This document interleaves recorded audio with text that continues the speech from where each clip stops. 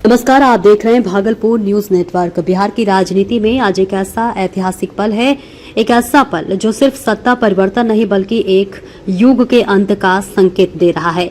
मुख्यमंत्री नीतीश कुमार लगभग 20 से 21 साल तक बिहार की राजनीति को दिशा देने वाले नेता अब अपने पद से विदा ले रहे हैं। जी हां, थोड़ी ही देर में नीतीश कुमार राजभवन पहुंचेंगे और मुख्यमंत्री पद से इस्तीफा देंगे।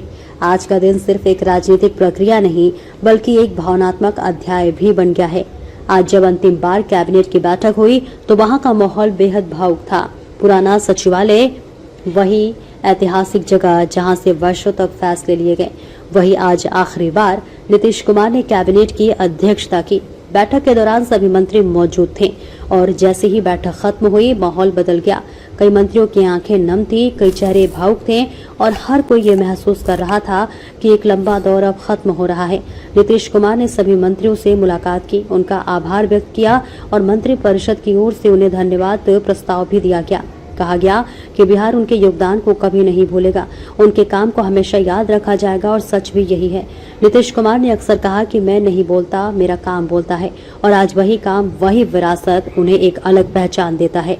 अब सवाल ये है कि आगे क्या? सूत्रों के मुताबिक आज शाम 3 बजे बीजेपी विधायक दल की बैठक होगी और 4 बजे एनडीए विधायक दल की बैठक, जहां यह लगभग तय माना जा रहा है कि सम्राट चौधरी को नेता चुना जाएगा। यानी अब बिहार की कमान नए हाथों में जाने वाली है। लेकिन इस पूरे घटनाक्रम में सबसे खास बात यह है कि नीतीश कुमार राजनीति से पूरी तरह दूर नहीं हो रहे। वे बिहार में रहेंगे, एक अभिभावक, एक मार्गदर्शक के रूप में। उन्होंने खुद भी इस संकेत दिया है कि अब जिम्मेदारी नई पीढ़ी को संभालनी है और राज्य को आगे बढ़ाना है। आज कैबिनेट की बैठक में भी उन्होंने अपने साथियों से कहा, अब आप लोग आगे संभालिए। ये सिर्फ एक वाक्य नहीं था बल्कि एक जिम्मेदारी का हस्तांतरण था। अब अगर आगे की तस्वीर देखें तो सम्राट चौधरी के सामने बड़ी चुनौती होगी। बिहार को संभालना, विकास की गति बनाए रखना और गठबंधन को संतुलित रखना।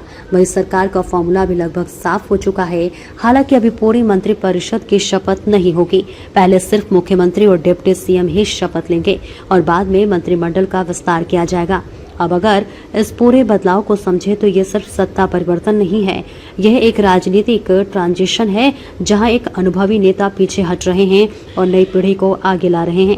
नीतीश कुमार का कार्यकाल, उनकी कार्यशैली, उनका संगम, उनकी राजनीति, इन सब की चर्चा अब इतिहास के पन्नों में दर्ज होगी। और यही कारण है कि आज का दिन बिहार के लिए भावनात्मक भी है और ऐतिहासिक भी। तो कुल मिलाकर एक युग का अंत और एक नई शुरुआत। अब देखना होगा कि नई सरकार बिहार को किस दिशा में ले जाती है। लेकिन एक बात तय है, नीतीश कुमार भले ही पद छोड़ रहे हों, लेकिन उनकी छाप, उनकी विरासत बिहार की राजनीति में हमेशा बनी रहेगी। फिलहाल के लिए इतना ही। बने रहिए भागलपुर न्यूज नेटवर्क के साथ। धन्यवाद।